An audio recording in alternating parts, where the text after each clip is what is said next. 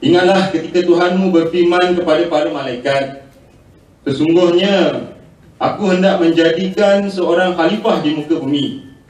Mereka berkata, mengapa engkau hendak menjadikan khalifah di bumi itu?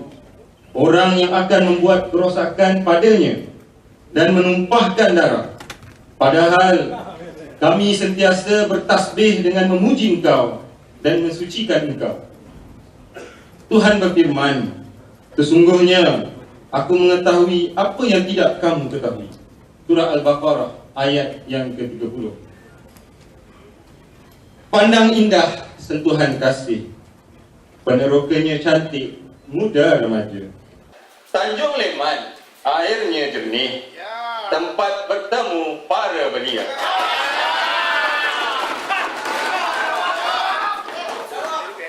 Pucuk pauh delima batu, anak sembilang di tapak tangan. Sungguh pun jauh berpuluh batu, hilang di mata di hati jangan. Kalau tuan mudik ke Hulu, singgah sebentar di JT Kuala. Datang tuan bukan melulu memilih pemimpin penghulu segala. Alhamdulillah wa syukurillah, kita ditakdirkan bertemu untuk kali ini di pengakhiran Penggal 2012-2014 di Felda Residen Tanjung Leman dalam daerah Mersing. Selamat datang kepada semua para perwakilan sekalian dari serata negeri seluruh wilayah Felda. Selamat datang rakan-rakan. Rakan-rakan, para perwakilan yang saya hormati sekalian, bermula seawal Januari hinggalah tamat bulan April, seluruh cawangan dan wilayah telah pun diamanahkan untuk melaksanakan tanggungjawab mengadakan mesyuarat agung di peringkat masing-masing. Kepada yang telah menunaikan tanggungjawab tersebut dengan lancar dan tidak mengundang sebarang permasalahan, tahniah saya ucapkan. Ada yang melaksanakannya dalam keadaan berbantah-bantah dan berlaku perselisihan faham. Namun, berkat kewibawaan pimpinan dalam wilayah, ianya berjaya diselesaikan.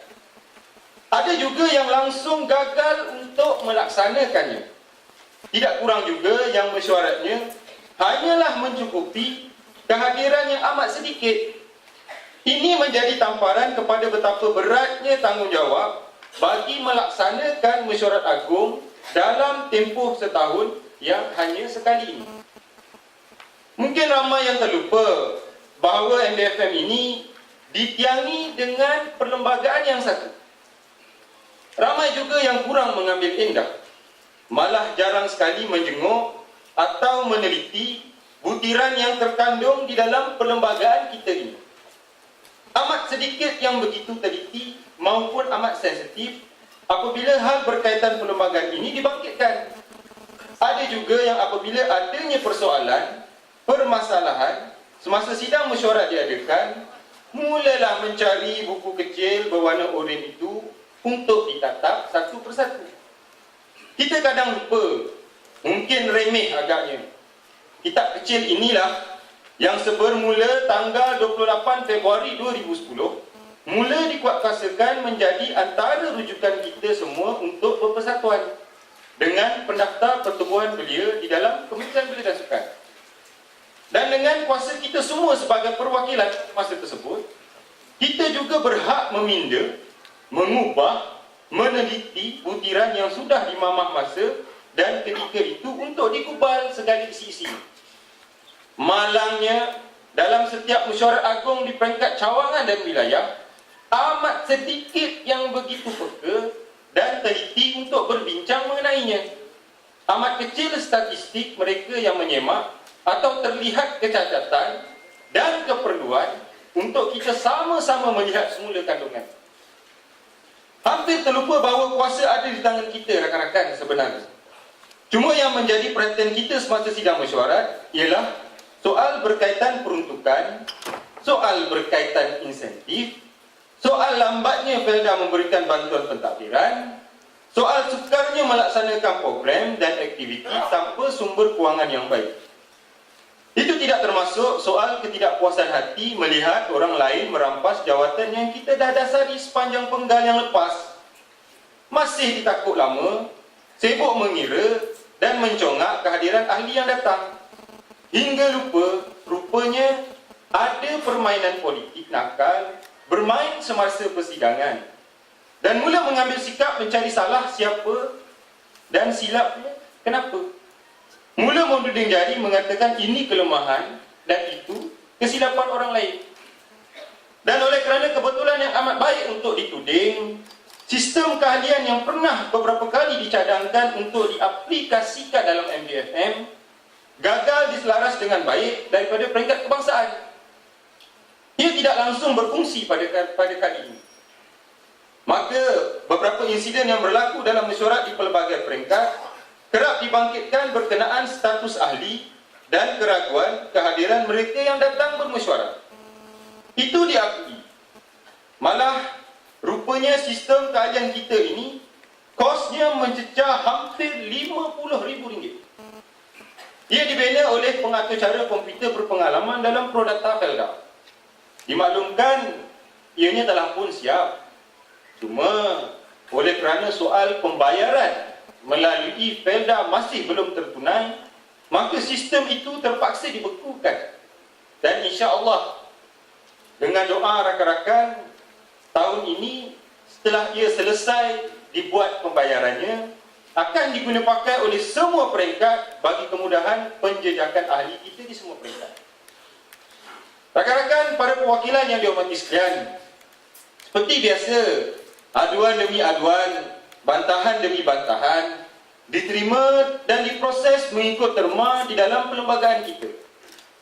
Walaupun ada yang masih terkesan dan tidak berpuas hati dengan jawapan yang diberi, harus juga dilihat klausa yang membenarkan jawatan kuasa tertinggi MDFM atau lebih dikenali dengan JKKT adalah mempunyai kuasa pemutus apabila ia melibatkan perkara yang tidak termaktub di dalam kitab kecil itu. Dan walaupun ada di kalangan ahli yang mempertikai, kenapa cepat sangat kita mengadakan mesyuarat agung kali ini? Setelah bulan November lepas kita adakan mesyuarat agung kita. Sebenarnya, tahun lepas, kita terlewat oleh kerana adanya beberapa peristiwa besar seperti pilihan raya dan beberapa program-program yang tidak dapat kita elakkan seperti tahun ini. Maka, seeloknya tahun ini, kita kembali kepada jadual biasa kita untuk diadakan pada penggal pertama tahun 2014. Bismillahirrahmanirrahim. Ya ayyuhallazina amanu la tattakhidhu bitanatun min dunikum la ya'lunakum abalan. Wadu ma anitum qad badatil baghdha'u min afwaihim wa ma tuhfi suduruhum akbar. Qad bayanna lakumul ayati in kuntum ta'qilun. Sadaqallahul azim. Maksudnya, hai orang-orang yang beriman, janganlah kamu ambil menjadi teman kepercayaanmu orang-orang yang di luar di kalanganmu, kerana mereka tidak henti-hentinya menimbulkan kemudaratan bagimu. Mereka menyukai apa yang menyusahkan kamu. Telah nyata kebencian dari mulut mereka, dan apa yang disembunyikan oleh hati mereka adalah lebih besar lagi. Sungguh telah kami terangkan padamu ayat-ayat kami jika kamu memahami. Surah Al-Imran ayat yang ke-118.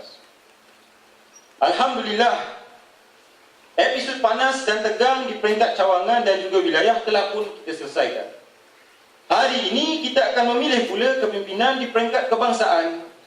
Dan ironinya, ada yang telah pun menang tanpa perlu bertanding. Ada pula di kalangan kita dilihat bersaing dan menggunakan masa semalam, sehingga ke waktu ini mungkin semasa saya sedang berucap ini, tangan masing-masing tidak lekang memegang handphone, masih lagi ber-SMS, masih lagi ber-WhatsApp sesama sendiri. Ialah untuk meraih undi dan simpati berkempen. Itu juga yang berlaku pada dua peringkat pemilihan yang lepas. Macam-macam isu dibangkitkan. Ini demokrasi terpimpin. Semua orang boleh bertanding, layak dicalonkan, mencalonkan dan memperakui dirinya untuk bertanding. Yang menang sudah tentulah tanggungjawab terletak di bahunya untuk menggalas tanggungjawab tersebut. Yang tidak terpilih, mungkin rezekinya tiada atau strateginya gagal memenuhi hati para perwakilan sekalian. Sekali lagi hari ini, pertaruhan untuk melihat siapa dan siapa yang akan bersama menerajui MBFM kembali mendapat perhatian ramai. Tiada istilah kapal, tiada istilah ini atau standard ukuran tertentu yang menjadi bualan dan sangkaan ramai. Dan MBFM juga diuji dengan istilah restu, tim A, tim B, kelayakan umur setahun jagung dalam MBFM, nak bertanding jawatan tinggi, tak cukup haul, malah ada juga campur tangan politik, dipengaruhi dengan dolar, dan tidak kurang juga yang berkempen menggunakan nama individu-individu tertentu untuk menang. Salah ke semua cara ini? Ada bukti ke perlakuan rakan-rakan kita ini? Atau adakah sudah menjadi resam masyarakat kita menuduh tanpa bukti, memburukkan orang lain yang kita pun buat perilaku yang sama? Atau adakah minda para perwakilan kita, baik di semua peringkat, sudah mula tercemar dengan norma-norma yang tidak sihat? Ada yang merasakan mereka terlalu benar dan rasa tertindas sehingga membuat laporan polis untuk tindakan. Akhirnya kitab kecil itu juga yang dijadikan panduan. Ini bukan kisah kehilangan MH370 yang masih tidak ketentuan di mana hilangnya. Ini juga bukan seperti penimbunan haram pada 1 Mei yang lepas yang tidak faham isu GST, tetapi seronok membantah kerana melihat orang lain bantah sama. Tetapi ini ialah mesyuarat agung pertubuhan belia.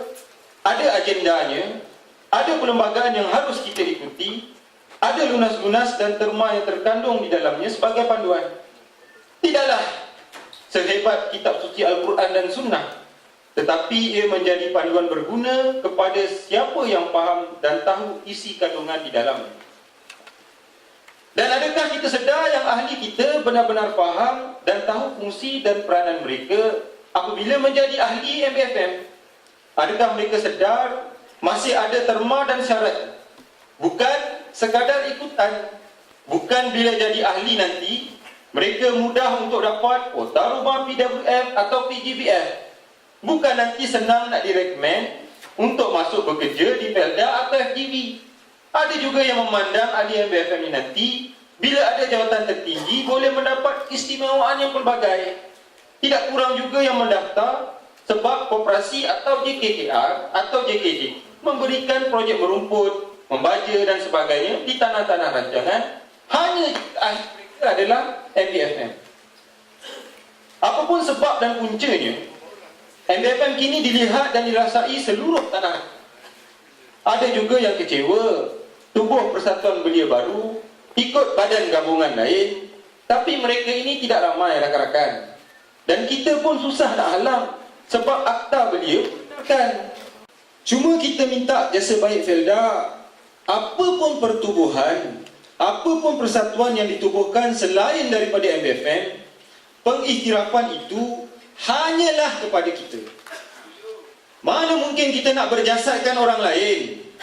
Kalau betul sayang dan cintakan MBFM, tak kiralah macam mana pun kita ni di rancangan, biarlah tamat tempoh masanya, kita masih lagi dalam MBFM. Mungkin masih ada adik-adik kita yang masih belum faham dan mengenali MBFM ini.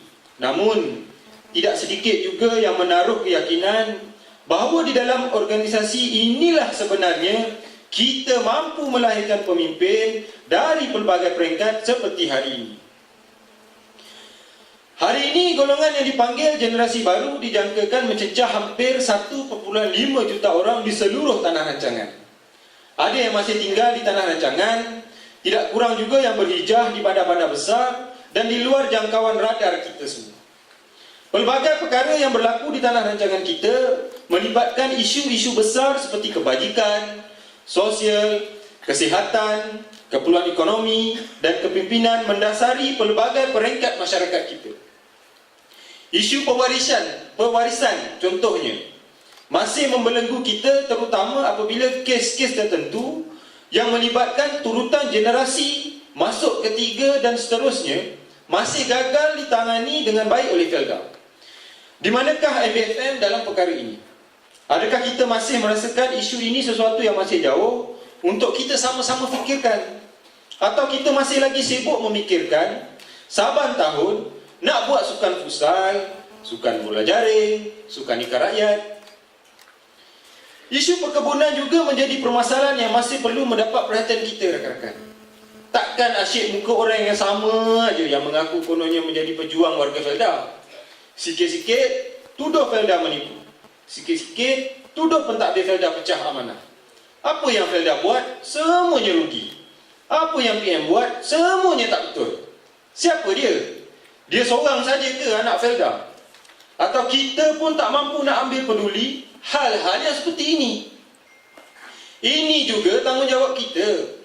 Kita harus menjadi suara dan telinga kepada Felda, membawa dan menyuarakan apa juga perkara ke pengetahuan pihak berkaitan. Jangan kita asyik melihat ini tugas orang lain. Kalau bukan kita, maka bila orang lain buat dan mula mendapat sambutan, kita nak marah, kita nak herdik, tapi kita tak membantu pun. Nah, yang inilah MBFM perlu ambil kisah dan kita perlu ambil tahu. Seterusnya, rakan-rakan, isu pemilikan rumah generasi baru adalah antara isu yang paling teratas.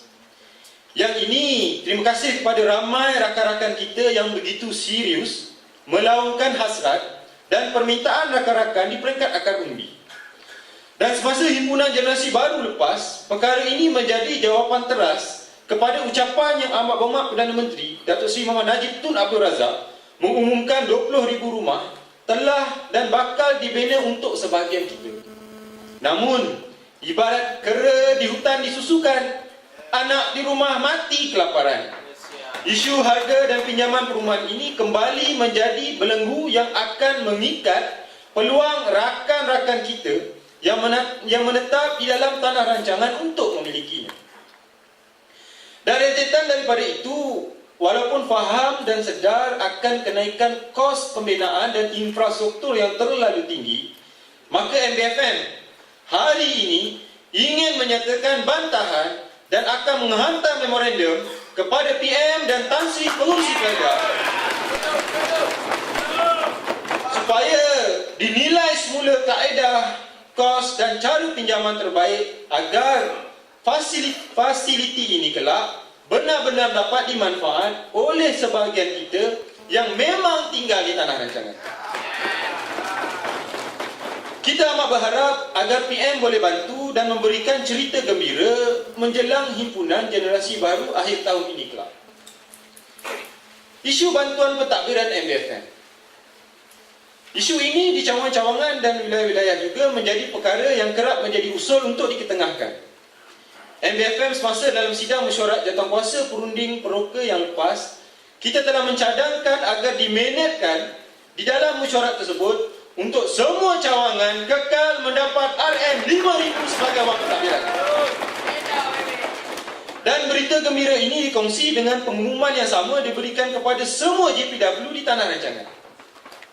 Dan wilayah akan mendapat jumlah seperti amalan kita untuk setiap tahun.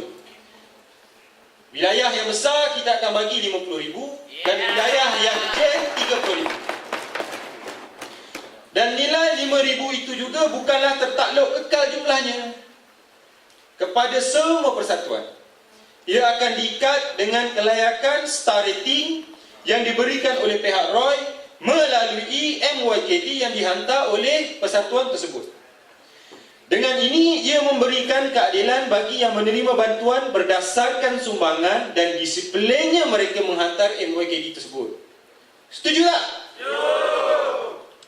Pun begitu, cara dan kaedah yang sama juga kita akan gunakan untuk memberikan allowance kepada para pengurusi kita hari ini. Betul tak? Tiada istilah tak ngam dengan pengurus, tak ngam dengan ketua peroka dan lain-lain alasan. Tak ngam adalah kerana sikap dan cara pengurusan masing-masing yang kurang cakna dan cekap. Seterusnya, isu keselamatan dan juga penularan najis darah. Isu ini agak suram. Tak ramai bila kita yang minat dan lekat dengan kaedah menjaga keselamatan kampung. Mungkin kerana kurangnya semangat kesukarelaan di kalangan kita. Apatah lagi, kejadian-kejadian yang berlaku lazimnya tidak terlalu menjadi perkara besar di tanah-tanah rancangan. Cuma adalah baik jika kita sama terlibat dan tahu tentang maklumat di peringkat rancangan, terutama berkaitan dengan kes dadah ini. Dan di kawasan yang dekat dengan sepadan negara, mungkin isu daun ketum.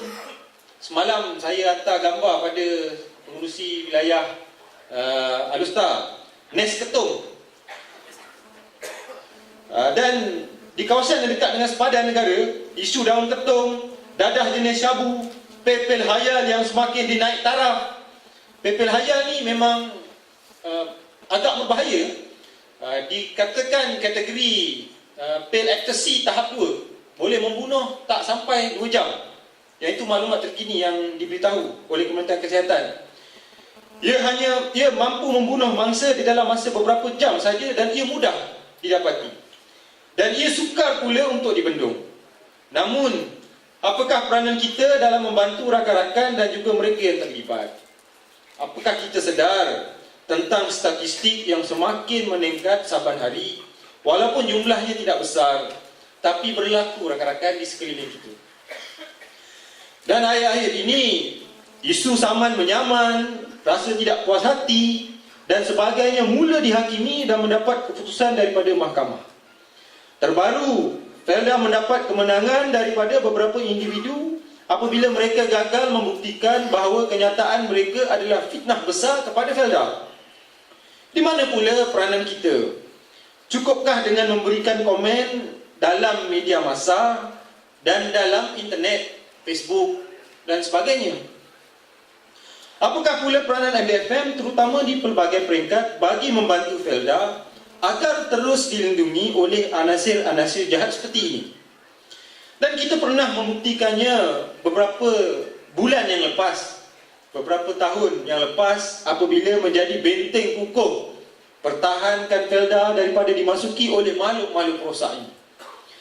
Adakah kita mampu bertahan bila pula kita boleh menjadi penyerang?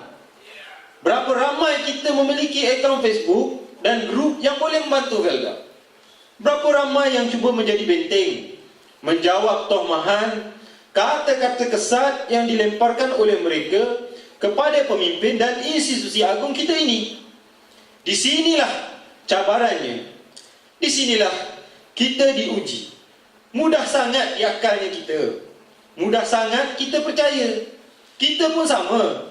Bila ditenyeh dengan statistik yang entah betul atau tidak, terus kong kali kong menghentam kaki tangan Felda. Ini kena belajar dan kita harus sedar akan kekuatan kita, rakan-rakan sekalian. Rakan-rakan para perwakilan yang dihormati sekalian, hari ini setelah hampir 5 tahun kita bersama, kita melalui pelbagai pengalaman yang sudah pastinya sukar untuk dilupakan. Ada kejayaan manis dan tidak kurang juga yang masih belum menerima kepahitan dalam mendasari perjuangan sebagai insan yang bernama belia Felda. Bila dah masuk tempoh kematangan menjadi dewasa, ada di kalangan kita yang merasakan diri dan jiwa masih mempunyai hati belia. Sayangnya pada dunia MBFM ini, seolah ikatan umur itu menjadi penamat mereka untuk terus bersama dengan kita. Maka atas dasar kepimpinan pelapis yang perlu terus mekar, segar bugar dalam MBFM, peralihan akan menjadi asam garam di dalam kepimpinan. Tiada istilah menongkat langit. Sebab itulah membina hubungan dengan pengurusan Felda amat penting. Bukan budak suruhan ataupun bajingan Felda. Bunyinya kasar, tapi itulah pandangan pihak tertentu kepada kita. Namun menjadi mata dan telinga kepada Felda juga adalah penting dalam kita berorganisasi hari ini. Ada yang kurang betul atau perkara yang dilihat tempang, haruslah mendapat teguran, baik daripada kita maupun kita kepada Felda. Begitu juga dengan pihak serantau Felda. idea dan pandangan mereka kita amat berterima kasih. Perkongsian pintar dan strategik mereka bersama kita tidaklah harus roboh hanya kerana sedikit perselisihan faham dan juga puing-puing ketidakpuasan hati atas beberapa isu yang berlaku. Menegur bukan bermakna kita benci, menolak bukan bermakna kita menyampah. Tetapi sebagai rakan strategik, kerjasama haruslah dilakukan mengikut kesesuaian kita secara bersama. Mana-mana pihak pun dari sebelum ataupun selepas ini yang berminat untuk bekerjasama dengan kita pun, jika baik natijahnya, insya-Allah kita akan bantu. Kita pun sedar ilmu yang ada pun bukanlah hebat sangat. Tapi tolonglah, kalau dah tahu program-program dan aktiviti yang memang biasa menggunakan belia kita, adik-adik kita, ahli-ahli kita, eloklah bincang sama. Janganlah bila dah ada keputusan, walaupun kita ini mungkin boleh diakalkan, ajarlah berbincang dulu. Jangan suka-suka buat keputusan. Jangan suka-suka buat keputusan hanya mendengar jawapan-jawapan mereka yang suka mengambil kesempatan di atas ruang yang ada. Saya terus terang, kita sebut perkara ini kerana kita tak puati dengan isu Kak Prik dan juga dapur VIP yang lepas. Saya dah kabarkan perkara ini dalam mesyuarat JKPP dan kita harap mereka faham dan mereka tahu ini adalah hasrat bukan daripada Presiden tapi daripada akar undi. Ini bukanlah amaran. Siapalah MBFM nak beri amaran pada orang lain yang ada kuasa. Tapi anak kecil ini kalau mainannya dirampas, nescaya kalau tidak dicakar, digigit sehingga meninggalkan bekas pun sudah cukup.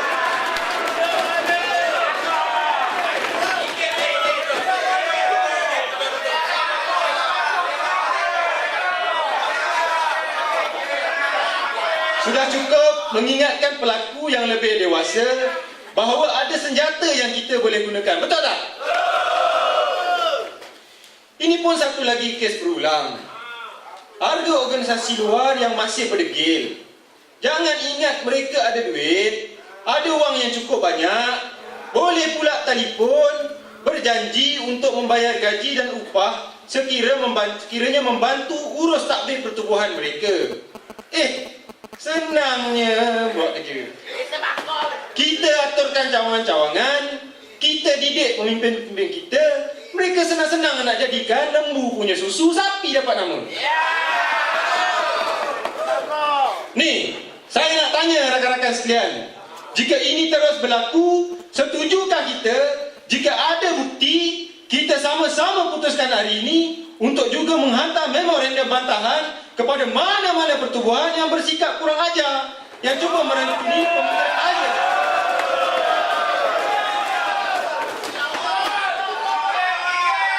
Dan jika berlaku pengkhianatan di kalangan pemimpin dan ahli-ahli kita, adakah kita nak terima mereka-mereka ini semula dalam MBFM?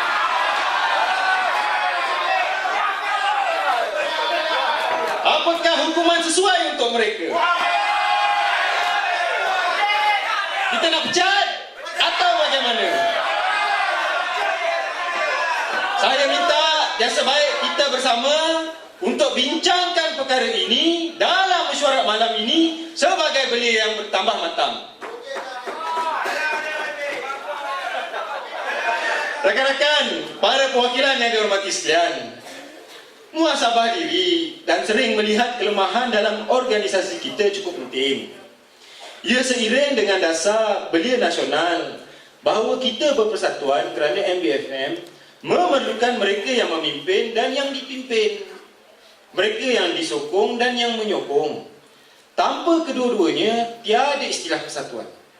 Ada perasaan iri hati, rasa cemburu, nasib kalah, kadang-kadang menang, ada kalanya tersusun, dan pernah berlaku ianya musnah di tangan mereka-mereka yang tinggal di dalam organisasi tersebut. Ini lumrah. Soalnya, di manakah letaknya diri kita? Adakah kita masih dengan identiti lama, berfikir tidak di luar kotak, masih melihat dari dalam cermin tanah rancangan, atau kita dah mula bersedia untuk bersaing di peringkat yang lebih besar dengan dunia luar dan tanpa sepadan ini? Percayalah, dengan pertubuhan yang bernama MBFM inilah segalanya akan merubah kehidupan kita. Bersikap positif dan sentiasa melihat ke hadapan akan menjadikan kita insan dan pemimpin di mata masyarakat. Menjadi penyampai, penghubung dan penyelesai masalah tak kala tanah rancangan kita dilanda pelbagai isu. MBFM inilah yang menjadi telaga melahirkan manusia-manusia yang kental dan tahan menjadi benteng pada masa hadapan Felda. Payah kami menabur budi, payah kami menabur padi, nenas juga ditanam orang. Payah kami menabur budi, emas juga dipandang orang. Tenanglah tenang air di laut, sampan kulit mudik ke Tanjung. Hati terkenang mulut menyebut, budi yang baik rasa nak junjung. Cindai bercolak penuh berpita, pakaian anak panglima garang. Emas dan perak pengaruh dunia, budi yang baik dijunjung orang. Pisang emas dibawa belayar, masak sebiji di atas peti, lalu diambil untuk dimakan. Hutang emas boleh dibayar, hutang budi dibawa mati. Budi Tuhan, Tuhan balaskan. Sekian, wabillahi taufiq wal hidayah. Wassalamualaikum warahmatullahi taala wabarakatuh.